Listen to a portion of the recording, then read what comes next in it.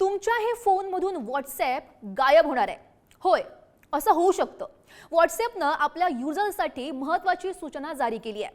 8 September 2026 पासून ठराविक जुन्या अँड्रॉइड फोनवर व्हॉट्सॲप चालणं कायमचं बंद होणार आहे. तर नेमकं काय होणार आहे किंवा तुमच्या फोनचं व्हर्जन काय? चला तर मग जाणून घेऊयात.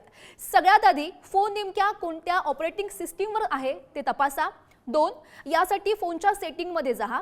3 मग सिस्टीमवर जा आणि सिस्टीम अपडेट करा. 4 या ठिकाणी तुम्हाला फोन नेमक्या कोणत्या ऑपरेटिंग सिस्टीमवर चालू आहे ते समजेल. 5 तुमचा फोन जर जुन्या व्हर्जनवर चालत असेल तर व्हॉट्सॲपचा सपोर्ट बंद होण्यापूर्वी बॅकअप घ्या आणि व्हॉट्सॲपच्या सेटिंगमध्ये जा. 6 चॅट्स बॅकअपवर जा आणि बॅकअप नाऊ वर क्लिक करून बॅकअप घ्या. लक्षात ठेवा, तुमचा फोन वेळेत अपडेट न केल्यास तुमचं व्हॉट्सॲप हे कायमचं बंद होऊ शकतं.